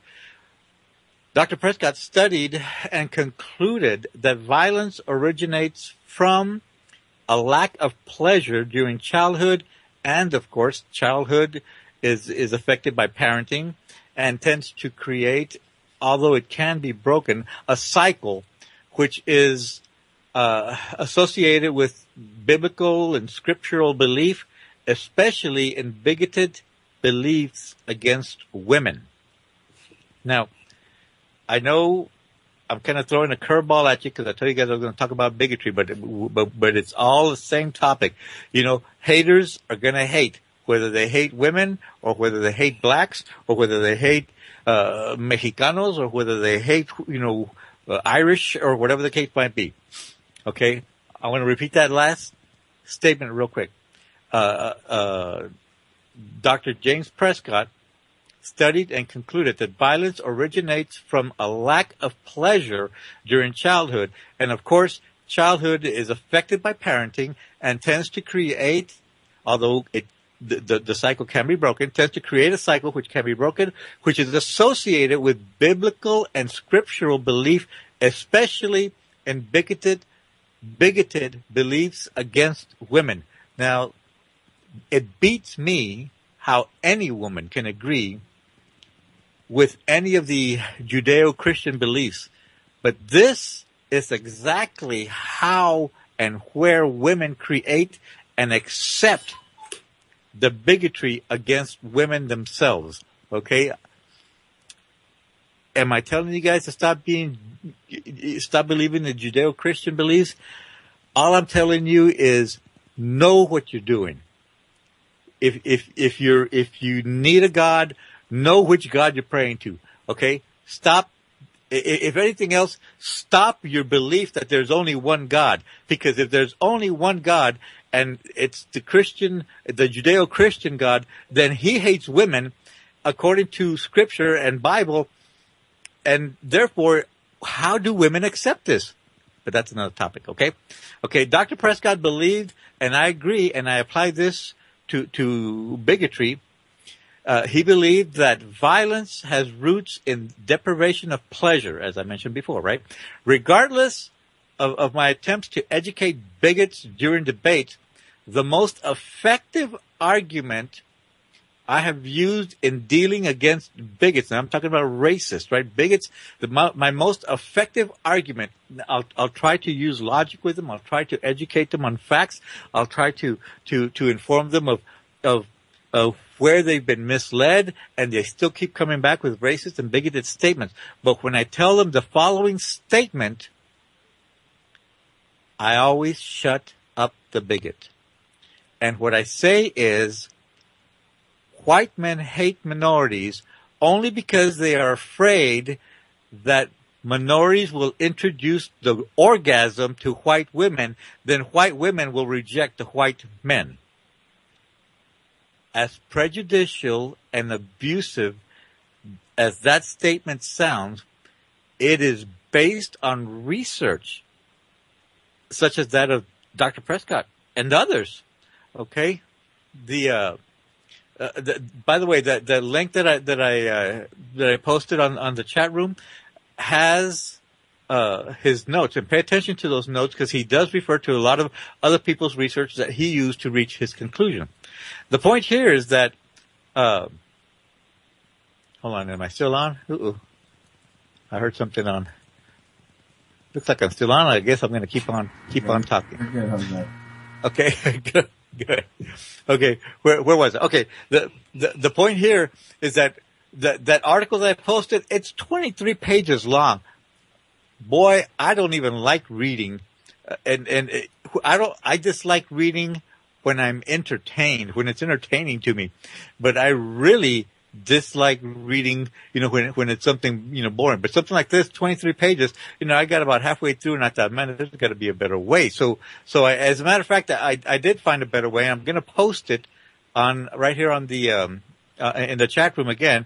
Here's a YouTube link to the actual reading of that article. But you got to keep the link to the article handy because it's got the notes. And if you are an intelligent person, you will listen to what somebody says and then follow up on what they say with your own research. And this guy here, the reading is about 45 minutes long, and the article, and he reads it verbatim. You can follow along on the link to the article, but only the link to the article has references to his notes and stuff. Okay, now. We're going to go back to Dr. Prescott's conclusions as far as deprivation of pain. He's got a couple of charts in that article. They seem to be a little bit confusing for the educated person, so I'm sure laymen are going to have trouble with it.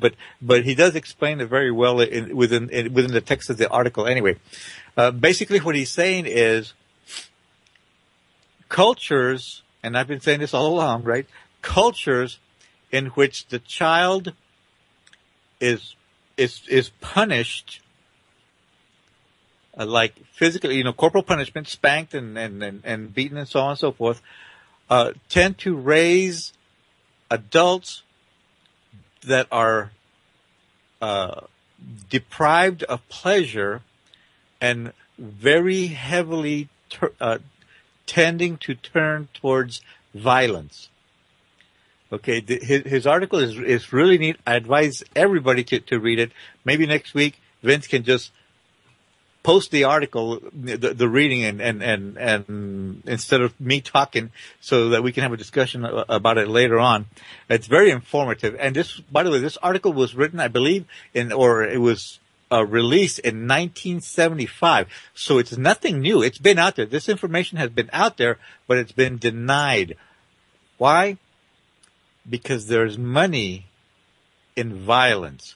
Now he points out a lot of things like a lot of the women that I have as friends and clients and stuff are very anti-porn because they think that porn exploits women and so on and so forth.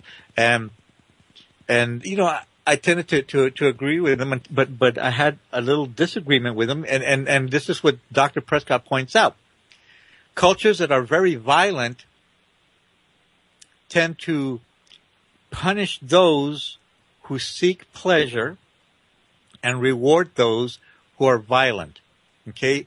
Like I was mentioning before, cultures that punish or neglect their kids become very violent culture. And I'm proud to say that the United States of America is the perfect demonstration of that. And I've mentioned before how women from South America are told that North American women have a baby and from the first day on, the baby is put in a cage in a separate room, denying that child of contact with mom and dad, except when mom and dad, want that contact. And usually they want that contact, for example, because the only way to shut the baby up is to feed the baby. So they'll look for that contact, okay, fine, I'll hold you, I'll carry you because you're crying now, shut up so I can get my sleep. That's a terrible way to raise a baby. And women from other cultures recognize this. There were a lot of studies that Dr. Prescott points out, in particular, about cultures that show a lot of love and affection towards their babies and how they turn out. And what happens is, cultures that do show a lot of love and affection towards their babies, guess what? Are very low in violence. And cultures that punish their babies and do not, and show them less love and affection are prone to have more violent babies. There is some exceptions in those cultures, and the exception is cultures that are very punitive or very punishing their children, corporal punishment and stuff, and yet still allow their children to have premarital sex or extramarital sex, and it is accepted in society. Those cultures seem to have an ability to circumvent the tendency to become violent. So it's kind of a two-step thing, because it just so happens that cultures that are more, huggy, kissy, and loving with their babies tend to be these cultures that are a little more open about sex. And when you think about sex, I know I got in trouble a few shows ago talking about sex, and that's when a lot of people complain to Vince and so on and so forth. But here's the issue: people like that complain are part of the problem. Because when you think about sex, you're thinking about pleasure. If you're seeking out pleasure, especially with sex, you tend to forget about being violent. Who wants to go out and fight after they've just had an orgasm, right? No way. You want to smoke one and just relax and smile, right? Now, in cultures that are very violent, according to Dr. Prescott's research, most babies or children were abused. In those families where children were abused, I forget the numbers. I was reading on this earlier, but I got all sidetracked with that federal agent I was having trouble with. I'm going to say something like half of the women that abused their children have never experienced an orgasm. Okay? And then although the sexual gratification of men was not registered, the men did admit that their sexual activity was less than satisfying. Now, this is where we're going. I know I talk a lot about sex, and Vince is over there crossing his fingers, hoping that I'm not going to, offend those critics of his again. But this is documented research, okay? Where, and I want to point out, in the culture where I grew up here in South Texas, and I thought it was just unique to the Mexicano culture. We had this thing where we'd be working in the oil field, and let's say I was trying to break this joint. And let me rephrase that, because too many people out there think break this joint means something else. A coupling or a union between two pipes, right? And I'm trying to undo that union, and I couldn't do it. Next guy comes up behind me, he says, "Let me try it. I'm stronger than you are." And he tries it, and he can't do it. And then this puny little skinny guy says, "Let me try it." And he goes over there, grabs it, and he breaks the union, right? He accomplishes what two other men bigger than he were not able to do. And what we would say was like, "Whoa, man, you got to get laid, boy. You got way too much pent up frustration." And we would laugh about it, because it's funny. Well, guess what? Turns out it was true. Okay, that's according to Prescott's research. When you have sex, everything is okay. When you're having sex regularly, I should point out, everything is okay, and you're less potential to become violent in any given situation. Not that, making love makes wimps, because, people who are happy with their sex lives or, can still defend themselves. But the issue is we don't go out there and try to beat people up just for the sake of beating people up. And when you think about it, that's exactly what's going on in this culture. Okay. He points out, Dr. Prescott points out, in the United States, now remember, he published this article in the mid 1970s, right? And the crime rate was still climbing. It was very high. By the way, the crime rate has been lowering since the mid to late 1970s. A steady drop in crime rates, in all crime rates, with very few exceptions. Now, it's funny that we have a high prison population when the crime rate is lowering. Well, that's because, one, we've introduced for-profit prisons, privatized prisons, and two, police departments have to justify their budget.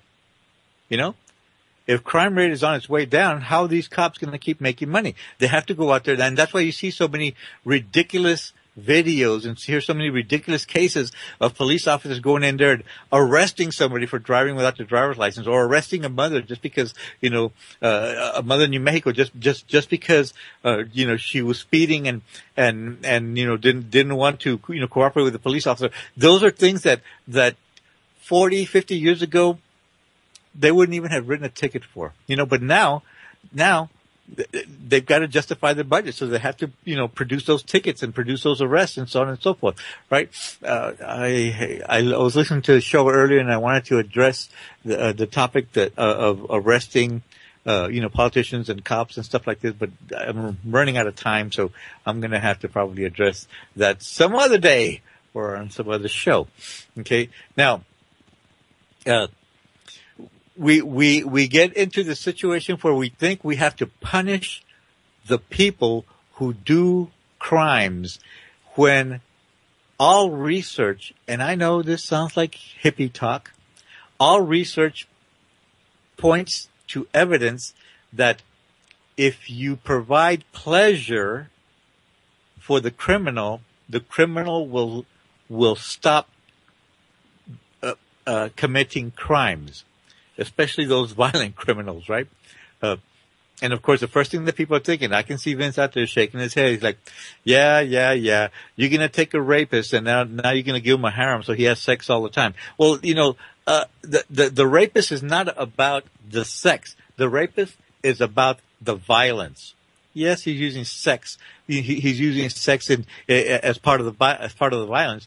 But the rapist doesn't go out there and rape a woman because he's horny. He goes out there and he rapes a woman or a man because he wants to show that he has the power to do so. He does it because he can.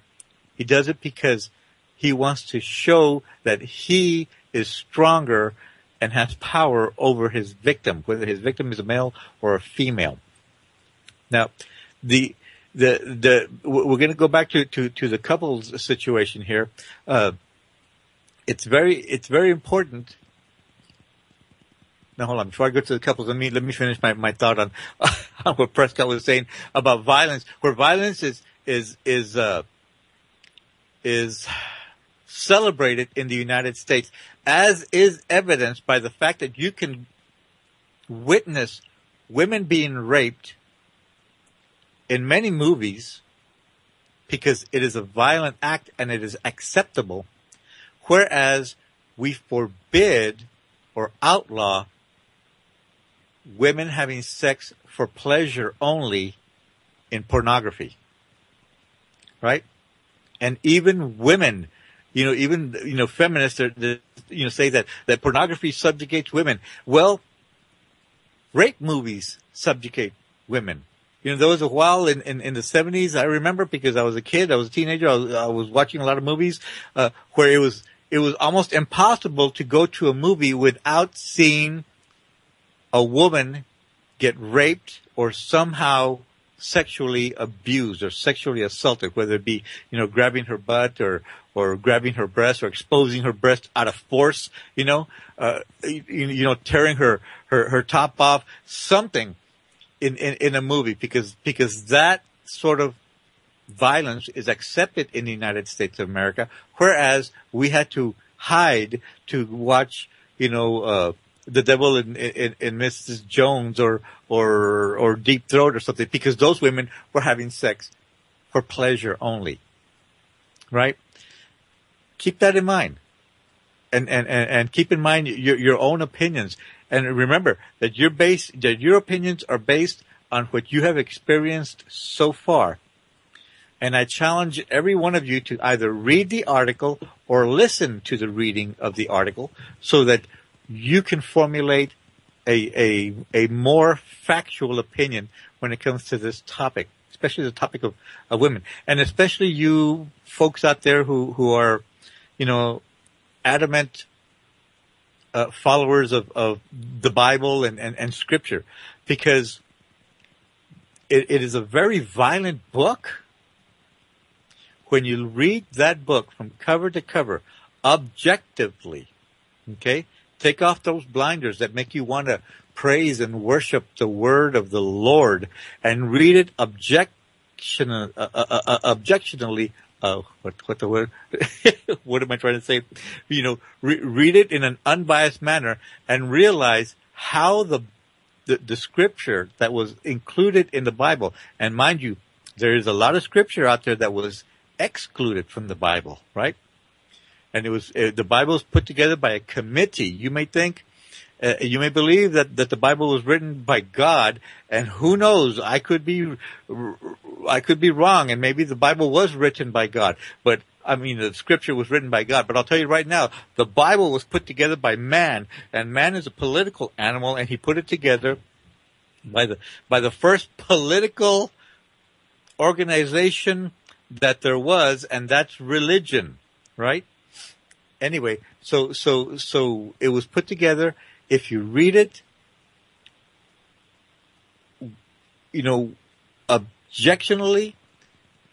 objectively, I forget what the heck word I'm using. Mexicanos, sometimes we have the right word in our head, but the wrong word comes out. But anyway, if you read it objectively, pay attention to each time women are referred to as evil. Each time women are referred to as the sinners. And keep in mind that during the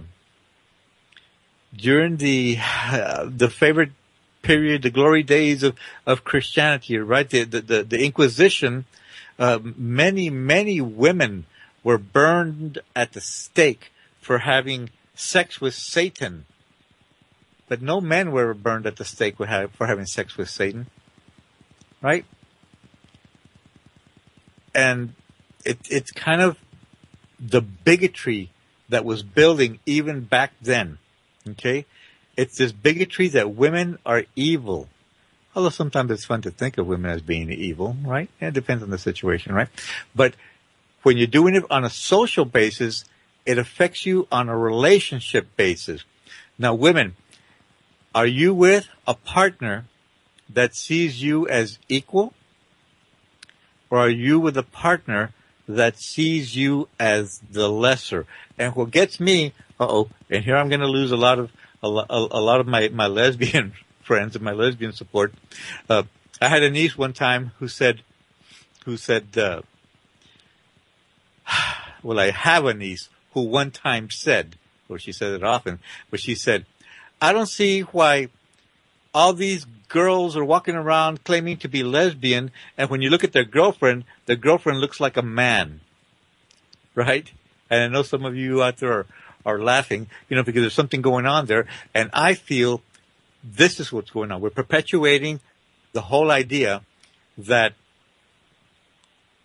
the man is better than the woman. The man is a little more equal than the woman. The woman is less equal than the man, right?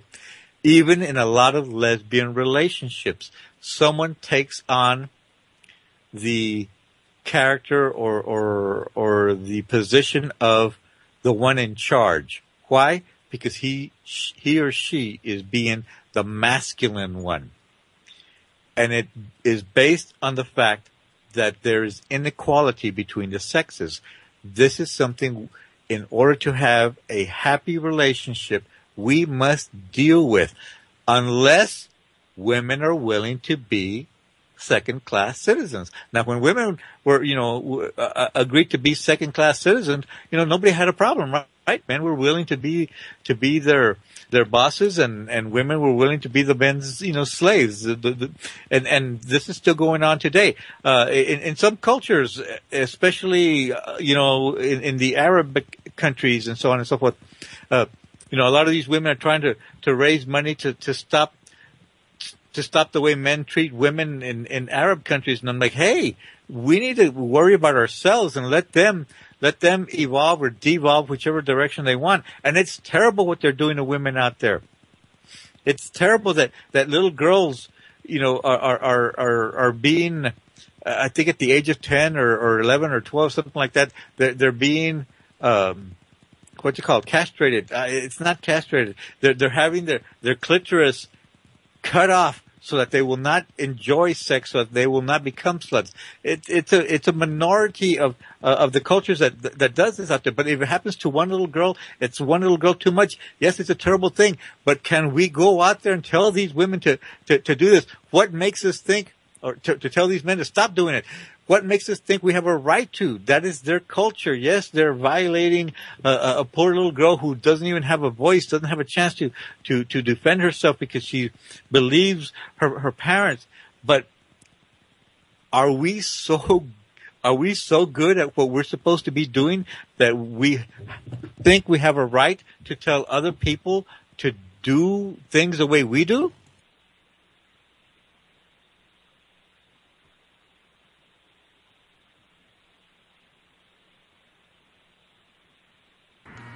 Did you lose Jose?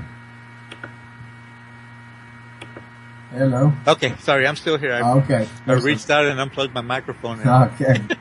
I was in a very comfortable position, so I had to uncomfort myself. Anyway, so we got about five minutes to go, and I've pretty much exhausted all the stuff that I wanted to say because I kind of rushed through it faster than I thought I had to, And anyway, I do encourage if I had planned this ahead of time, I would have, posted the links to this article last week, and then we would have discussed it this week. Of course, last week was kind of a fiasco, so I didn't get to go on the air. And while we're on the topic of fiasco, wow, what was going on there on the show before I came on there, Vincent? I was trying to keep up with what was going on. There were a lot of voices there. Yeah, that was hard to keep up with. There were some opinions on proceedings, I think. But I do appreciate everybody calling in. We had several callers, and pretty neat to get people together to discuss things. And sometimes it's hard on a phone or like this, where when you're not face to face to be able to communicate effectively. But I do appreciate everybody calling in. We'll do it again next week. We'll pick it up then. And if you didn't get a chance to finish what your thoughts were, then we'll get to an opportunity. Well, we can touch again on it next week, of course. But I may advise that in the future we have, we can have one or two callers at a time. But somehow, we all end up talking over each other. Like you said, hey, is Jose on? I thought Jose was on. I was on, but heck, I was afraid to speak, or I was going to step on somebody's toes and talk all over somebody else. And it does seem that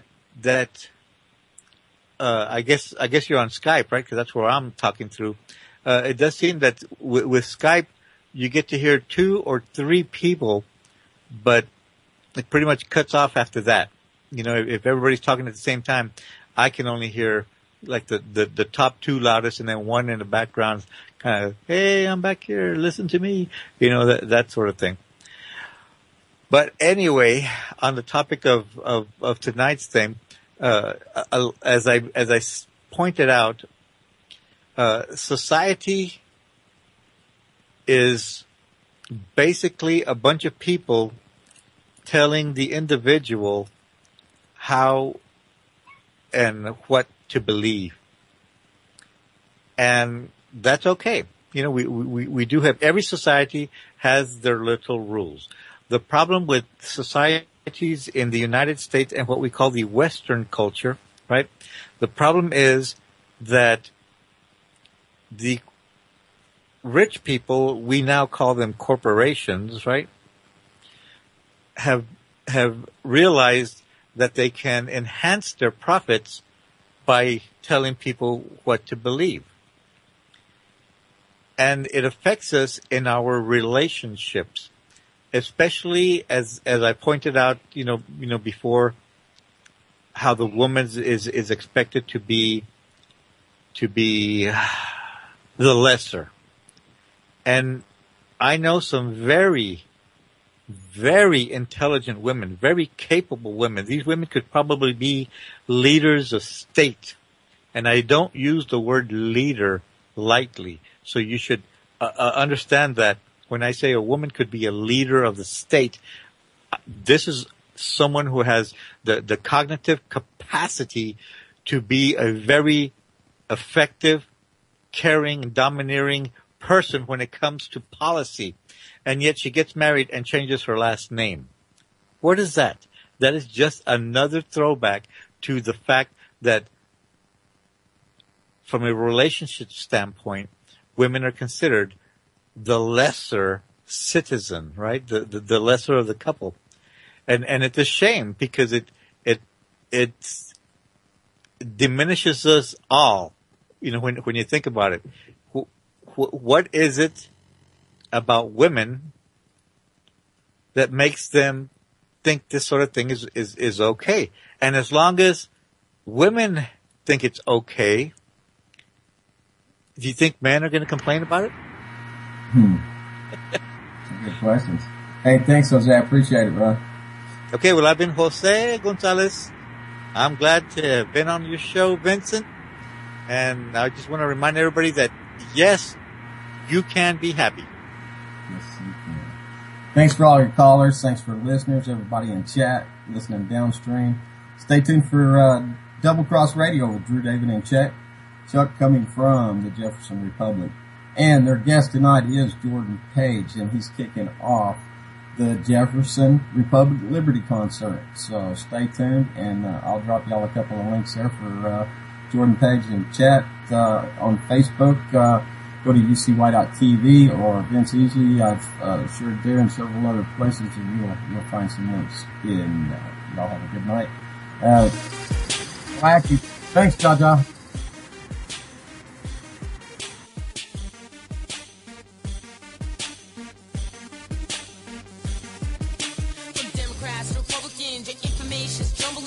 USA is crumbling. Y'all sit back, dumb as shit. The mass invasion, the home invasions, the CPS is coming to snatch your babies. These confiscations, the conversations, they're operating within the zones we traded. We're in the matrix, now we're totally raided. They infiltrated, finally the devil gave in. If you can't hear me, then pump up the volume. McDonald's, Bin Laden, Osama, Obama, bring up something real, legalize marijuana. Everything on a bong hit is as blunt as Madonna. Radio